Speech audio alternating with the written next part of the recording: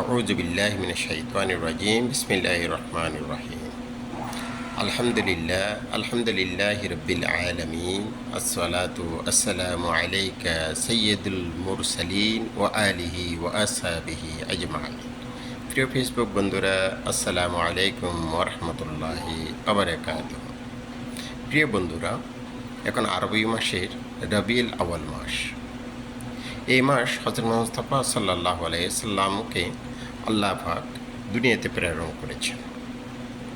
হযরত মুস্তাফা সাল্লাল্লাহু আলাইহি সাল্লামকে রেসালতের দায়িত্ব দেওয়া হয়েছে। রেসালতটা কি?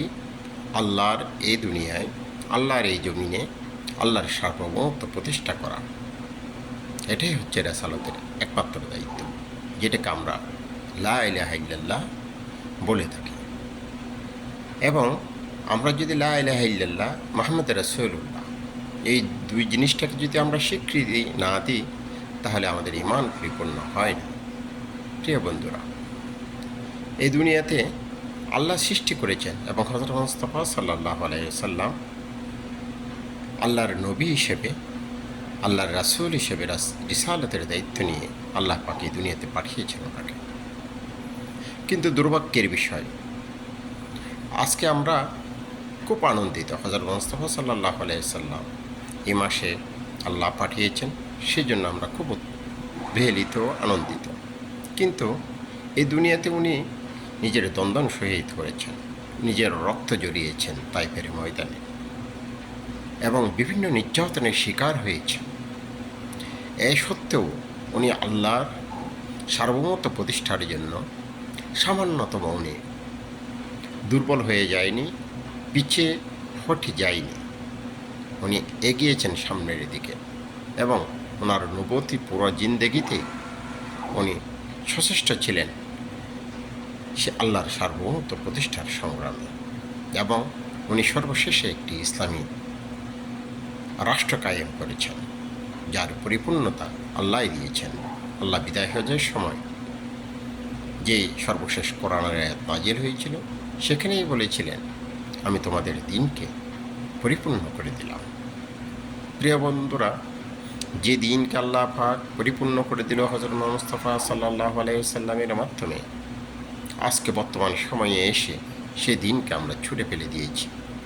সেদিনকে আমরা শুধু নামাজ, রোজা, হজ, জাকাতের মধ্যে আবদ্ধ করে রেখেছি।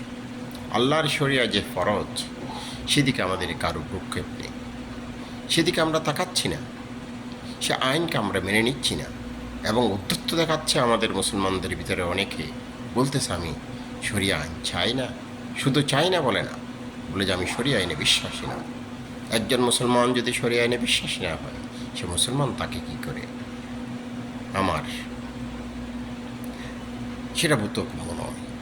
কারণ আল্লাহ পাক কোরআনেই বলেছেন, ওমান লাম ইয়াহকুম বিমা আনজালাল্লাহু ফাউলাইকা হুমুল কাফিরুন আল্লাযীনা আমানু ইউকাতিলুনা ফী সাবিলিল্লাহ ওয়াল্লাযীনা কাফারু ইউকাতিলুনা ফী সাবিলিত তাগুত ফাকাতিলু আউলিয়া আশ-শাইতানা ইন্না কাইদাশ শাইতানি কানা দায়ীফা। আল্লাহ কি বলেছেন?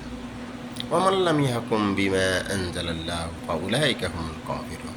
যারা আল্লাহর দিয়া জীবন বিধান অনুযায়ী, শরিয়া অনুযায়ী বিচার ফাইসালা করে না, আল্লাহ তাদেরকে কাফের বলতেছেন। প্রিয় বন্ধুরা, এবং মুসলমানদেরকে বলতেছেন তাদের বিরুদ্ধে সংগ্রাম করার জন্য।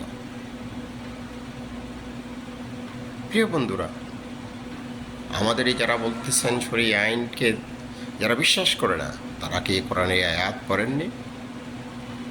আমার মনে হয় ওনারা এই কোরআনের আয়াত ওনারা জানেন না, সেই জন্য ওনারা বলছেন। আমি বিশ্বাস করতে চাই ওনারা ইমানদার, ওনারা ভুল পথে রয়েছেন, না জানার কারণেই ওনারা এই ধরনের কথাবার্তা বলছেন।